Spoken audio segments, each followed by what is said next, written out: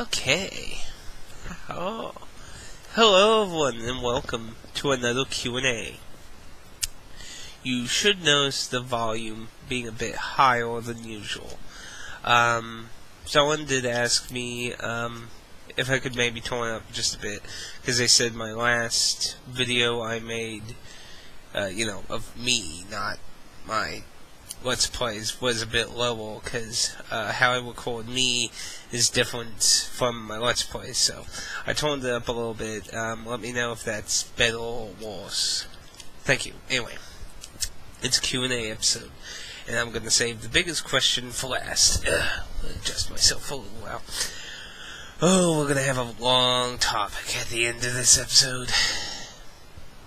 So first, probably the simplest question I really got asked recently is, you talked about folklore before in one of your older videos. I'm pretty sure that's a really old video. I don't remember which particular one it is, but, or it could have been my collection video, but, folklore is a PS3 game, if you're not aware, and I believe is by the same people who made, the Forsaken Kingdom game, if I remember correctly. I think it was called Game Republic, if I remember correctly, which sadly is dead now, which is very disappointing. But, folklore, basically the question was about, I talked about folklore before, what did I think about it, and, video about it, or that. I have not beaten folklore. I can't remember, I'd say I was probably halfway through it. It is an interesting game, but it does get a little repetitive, sadly, as the game progresses, mainly because of the whole capturing, absorbing monster thing. But to be honest, actually, it's probably one of the games that make the most use of the 6-axis, to be honest. There's very few games, I feel, that ever made good use of 6-axis for the PS3, and Folklore, I think, was probably one of the better ones. If you're not familiar, you basically play two characters, and they absorb monsters, and those monsters give them skills they can equip, and it allows them to do different actions and that. Now, basically, when you weaken the monster, you could capture it, and basically you'd have, this energy connected to him, and you would, whip the control around to basically, steal its soul. So, interesting concept, but, maybe I might do a Let's Play. I never finished it, but I'm not really sure if I would really want to start completely over. So, something maybe for the future, but, what did I think about it? I do think it's a very excellent game. If you get an opportunity to pick it up, I would suggest it. Just, try not to get too burnt out on it. Because, like I said, now, it's been a long time since I played it, but if I remember correctly, the concept of leveling up in it, you had to absorb multiple souls, I think. I might be a little wrong there, but I just remember I got to a point where I had to do a lot of repetitive stuff, and it was just starting to get a little annoying. But it's not a bad game. But anyway, next question. Next two questions have to do with Final Fantasy XI. In case you're not aware, recently, one of the main creators for Final Fantasy XI has left Square Enix. And, in case you're not really aware of that too much, that mostly derived from Final Fantasy XIV. And I disagree with how Square Enix settled all that. Yes, I know. 14's launch was horrible. But you know what? It wasn't his decision to launch it. It was Square Enix's decision to launch it. And then it failed. They were outsourcing to Chinese to do the translation and shit. It's like, oh, everything went down. Well, we'll blame you. For some reason, it's like Japanese companies like to just point finger at somebody and let them accept all the blame. That happened to Gunpei Yokoi over the Virtual Boy. Which, yes, that was a horrible device. But you know what? Gunpei Yokoi went on record saying that he told Nintendo that that thing was not way to be released. And what did Nintendo do? Screw you, we're releasing it, we're trying to get money here. And what happens? It fails. And who they blame? Gunpei Yokoi. So, you know, some people ask me, why do I like 11 a lot more than World of Warcraft? I mean, they both have their ups and downs, but I feel like Final Fantasy, like, go the extra credits and watch Power Control. It's currently the second newest video, I mean, not oldest, second to newest video currently. And that is an excellent argument of why I think 11 is better than, well, was. Sadly, I do feel now it's starting to feel the effects of Power Control.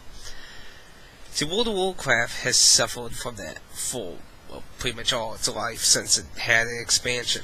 Final Fantasy XI got to a point where 75 was the max, and new content kept that in mind. It would give new gear, but it didn't completely blasphemically destroy everything. Hell, even shit that was level 60 was still useful to 75s. But now, when they increased the level cap to 99 now, they did increments of like 5 and 10, but now it's 99.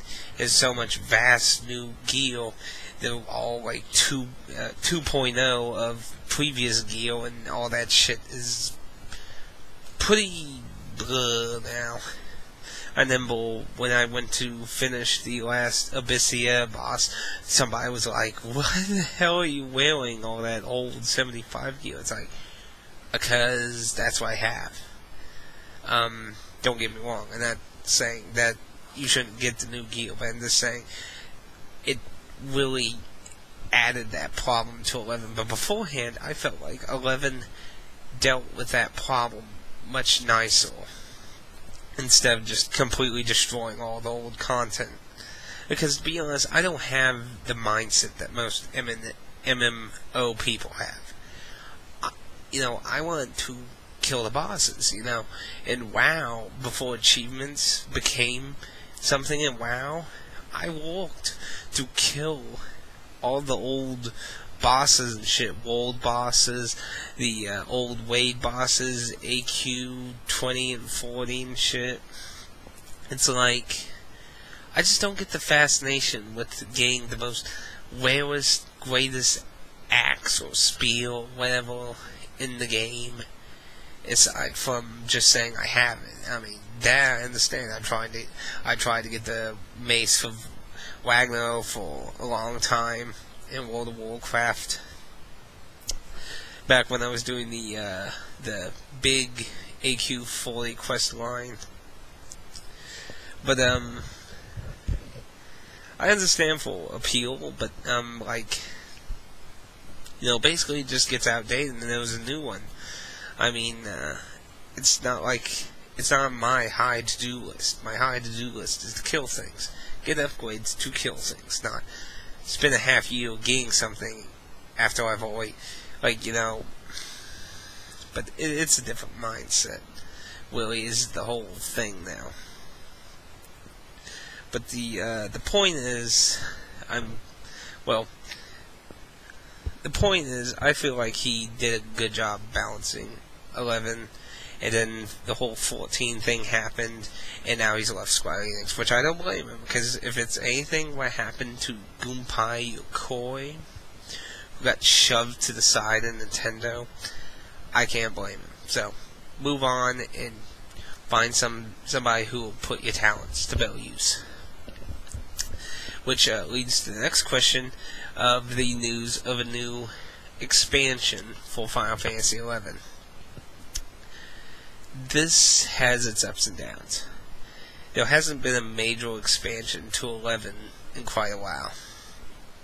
There have been these mini expansions, the 3 mini story expansions, and the 3 mini parts of the Abyssia storyline, but there hasn't been a major expansion since Wings of Goddess.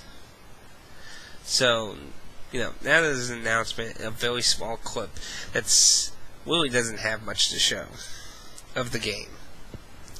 It basically explains a new continent and stuff, which should satisfy people who complained about Wings of Goddess being just rehashed areas. So hopefully that'll be good, but I can't help but worry if this World of Warcraft mentality is going to enter Final Fantasy XI more. Because that's why I really consider the Abyssia series. Because they're the ones that basically revolved around the expansion of the levels. I considered it like, wow, the Final Fantasy XI edition, the 3 Abyssia add-ons.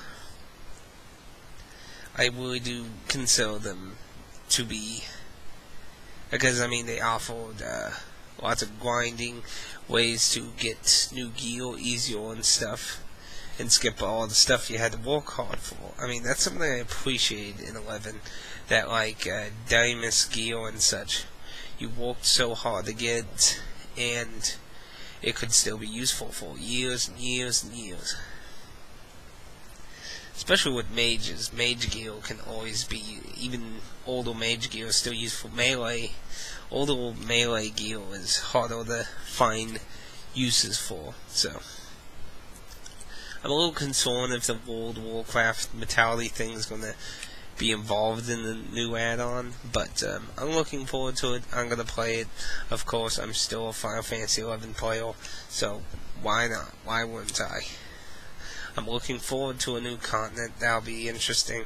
Hopefully there'll be some interesting story to go along, because, after the end of Wings of Goddess, I don't know where you can take the story more. I tell you about the end, but it's a pretty big spoiler to the whole story. So I'm going to skip this one question, as this is going to be a big bulk of the rest of the video. So I'm going to skip that one. Who's your favorite character in Xenoblade? Wiki. I love Wiki. He's an excellent example of how to do a really silly character right, correct, and awesomely. But I'll go more into that in another video. But anyway, so the big bulking question here. I got this as a message because somebody watched one of my collection videos and seen that I have Japanese versions of unreleased games. And there's two reasons this person asked this question. One, because they were actually looking for information on legalness, and two, because of something happening with Mother 3. So here's the thing. The person was asking about reproductions. If you don't know what reproduction is, there are sites that are basically dumping translated ROMs or even just normal ROMs of games you could be getting on the carts so you can play them on your actual system. So this individual was asking, for one, if this was legal, because he was interested in a group that's doing a Mother 3 reproduction with the English patch. So, I have bad news for you. No matter how you slice it, no matter what kind of SKUs you use, whether it wasn't released in my country, it never was released, period, like Star Fox 2 on the Super Nintendo, or the availability is so outrageous, it's $500 on eBay. No matter how much you want to slice it, no matter what excuse you want to use, it comes down to the bare fact that it's illegal. How much of a problem it is will vary. Like, for example, Star Fox 2. I highly doubt that's on Nintendo's big I'm going to really kill you and sue you in court list. It was never released anywhere in the world. It was fully done to a certain extent to my end. I never played that game. I know of it. It was originally supposed to be Star Fox 2, but it never was released. It had additional characters. The storyline was different. Origins of Wolf were different. Well, not origins, but I heard he has a scar instead of a missing eye or something. I'm not a big Star Fox lore person, but But technically it's still illegal because Nintendo owns it. So no matter how you slice it, do it. Now, I know the feeling of wanting to own a physical version of a game far too well. And I can understand the appeal of wanting it to be, in English, so you could play it without it being Japanese. I can understand that. But it really comes down to it that's still illegal. So, so in cases, it just really varies. It's all opinion, really. It isn't legal, but it's opinion of how bad it is. You could argue that if the game is absolutely not available, like on the virtual console and that, never came to your country, doesn't have your language, and there's virtually no way of really getting it, you could argue maybe the Wii production cart would be okay. Like for the special Nintendo World Edition tournament thing cartridge. I don't know what it's called. I know it's like one of the rarest NES cartridges out there. It has Tetris, Force Level Mario and stuff on there, Rad Racer and that. Again, like that game, I highly doubt that's on Nintendo. There's a list of, I'm gonna sue you. Because, after all, for one thing, that was a gimmicky cart, really. It wasn't really much of a... I'd have to agree with what the angry video game nerds said. The game sucks, basically. Because it's just an amalgamation of little pieces of a game. So, if you're not playing in a party aspect, it's not really that fun as an individual experience. But so, it's a lot of opinion. And I get a lot of Japanese games and that, So, yeah. Had a little hair on my shoe. I need to dust a little. But anyway. Yeah, that was off topic, wasn't it? But anyway, I've never owned a Wii production, and I really don't want to. I just really kind of against my morals, personally. And, legally, in my opinion, again, this is a lot of opinions. Don't think I'm being all cop and wobbles here, but you can't deny, nobody can deny that it's technically illegal. The extent of how illegal will vary opinion. But if you deny that, you just don't know anything about law then. Now, the odds of being sued, like I said, would vary. A lot of the old stuff, the odds are pretty low. I mean, especially if it's the obscure stuff. You're doing stuff that actually is available, like if you did Mario Bros. 1, yeah, Nintendo would probably have an issue, but the homebrew is actually technically legal, as long as the person who made the homebrew is, either okaying it, evolved, getting paid for it, or that. So, all those things, fine. But, the actual cards, very iffy stuff. And so, the main aspect, I know I'm rambling a lot, that's why I saved this one for last. So, there was a group of people doing Mother 3 reproductions of the English translation, and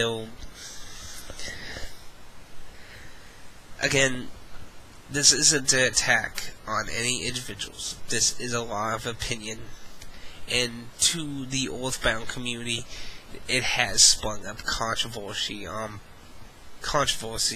both sides. So, I'm not attacking anyone. These are my opinions. So, don't take it personally if you feel your feelings are hurt a bit from it. I feel it's wrong. There are two reasons for this, really. One, it's far too new. I mean, what, has it been 4 years? 5 years? I don't remember. It's not incredibly old, for one. Actually, I would be completely surprised if you could actually still purchase it brand new in Japan, probably. I mean, to be honest, Japan, unlike America, doesn't immediately axe everything every 5 seconds. I mean, the PSP Vita came out fucking every store like axed the PSP out of their inventory. Like the Walmart here doesn't even have a PSP section anymore. They threw those freaking things out the window. Japan, the fucking PSP still has releases in Japan. In America, it's practically almost dead. So, you know, to be honest, I wouldn't be surprised if you could actually still buy Mother 3 in Japan. Especially considering, you know, its immense popularity. And secondly, it is not hard to get a copy of. Now, of course, it's arguably, because, you know, it's in Japanese, you know, you want an English version. And here's what, I think a Wii production can be okay if you own a legal copy of the game to begin with. Now, of course, that costs more money because you're buying the legal copy, and then obviously Wii productions cost money. Which is why I think Wii productions, if they're cheap, isn't, you know, immensely a big deal then. But here's my problem with this thing with Mother 3. These people are doing multiple versions, a special edition, and so on, all the way to where you can just get a card that has nothing with it. And now the page, I read the page, it did say, I believe it was either donating the majority or all the money to the Nintendo Age site. Which, don't get me wrong, that's a nice gesture. But, you know, if you go to a bread store, rob them, and give the bread to children, the idea was nice, but it doesn't simply mean, oh, well, the cause was good, I'm glad you robbed me, then, you know. It doesn't just, you know, play out well. I can't help but feel like, you know, if they were just doing the carts, it probably wouldn't be that bad. I'd still be iffy. But I can't help but feel like the special edition, I think he said like they were going to make 10 special edition ones, and they were going to be like, they had an estimate of like $100, maybe more, on that topic about, I briefed through the one topic. To my understanding, he made multiple topics for each version, so I couldn't find the super special version, so I'm going to assume that hasn't been thrown out there yet. But or if it has, it's been a long time ago. I don't know. I didn't generally look. I just looked at the first topic that talked about it. But I just can't help that it's taking advantage of people a bit. You know, $100 for a Wii production cart that you technically have no legal rights to sell of a really more recent game. Pretty iffy stuff, though. Be honest, really iffy. I personally would be surprised if Nintendo completely ignores this. You know, because it's a more recent title. It's really iffy. But I don't think it's right, in my opinion. I really understand wanting a physical English version. I mean, I really do. But, you know, it's all just an opinion. And like I said, you could get them. You know, technically, it's the person who's selling them that's really on a bigger fault than you. But it's still technically illegal. And those are my morals. Those are just my thoughts. I'm not telling you you're a asshole criminal who's destroying everything. But it is still technically illegal. You know, I understand wanting a physical version. I really do. I love, and that's why I added one more thing to this question. Because I got it as a reply about the Mother 3. How is Super Fighter Team different? This came out because of Nightmare Busters, which apparently used to be on a Wii production site, which was, by the way, fairly nice to stop. They stopped because Super Fighter Team was going to legally release it in America, which I have to give that site props for being respectful. Very nice of you. But anyway, so how is Super Fighter Team different? Exactly what I just said. Legal. They went to the companies. They got the rights. They have all the rights to legally distribute the game in America. To do what they see fit to a certain extent. Usually when you do something Japanese media to another country, you usually have to get them to okay a change, but that's the thing, and I really like what Super Fighter Team has been doing. It's really nice to see these games come out and places just making new games. The homebrew market, like Poor Soul, that's a brand new game. That wasn't a bought over old game or anything. So these things are pretty awesome. And not to sound like I was just bitching like hell about ROMs and stuff, but I had a random thought about this whole deal with Wii Productions and ROMs. Good Old Games, if you never heard of it, it's a site that, sells good old games. They're cheap. They don't have that stupid anti-piracy shit that EA and Ubisoft put in all their PC titles. That's more what I like to title inconveniencing your legal customers, is what I like to call it myself. But that whole incident with Spore was horrible. But anyway, what if, because like when the whole, what was it, like 2 years ago, when there was this giant sweep of the internet with manga translating people, with clearing that shit out to protect people's rights, and a few people of actual Japanese manga reached out to translators. Like this one guy actually basically asked if any of these translating teams were interested in translating his work as a digital release in America. And that's an interesting concept. What if we apply that to these old games? You could do it two ways. You could do it how Super Fighter Team does, to release a physical version, which is of course awesome for people like me who love physical version. But Good Old Games is exactly what I like as a digital medium. You get the game, you can put it on the disc, and there you have your physical version, because it doesn't have that stupid anti-piracy shit that makes it like, it's more like a license than owning it. What if we took that concept to a slightly different level? What if there was like a device, well, technically there are devices, but what if we had a more legal device that had a certain control figuring, so you could make a card, or a cartridge, or you could just, do what you would do with good old games and throw them on a CD, but, or actually, you could make, a CD version of the games that work on a console, maybe.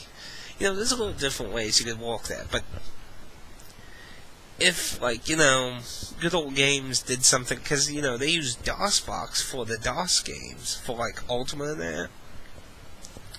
So, if that would be an interesting idea, but I don't really think companies like Square Enix and that would really legitimately consider that, be honest. I think the two pig-headed Capcom, Square Enix are way too pig-headed right now to probably even consider something like that. But, I think that would be an interesting idea. But that's my 2 cents on Wii Productions, ideas you could do to actually make it legal and stuff. But that's my thoughts on those questions. I hope you enjoyed. If you have any questions about the questions I reply to, or any new questions for the next episode, feel free to leave a comment, and, I'll write it down, or if it's a comment about a question I answered, then I'll reply to that. Thank you for watching. I hope you enjoyed, and I'll see you in more Let's Plays and such. Until next time, ta-ta for now.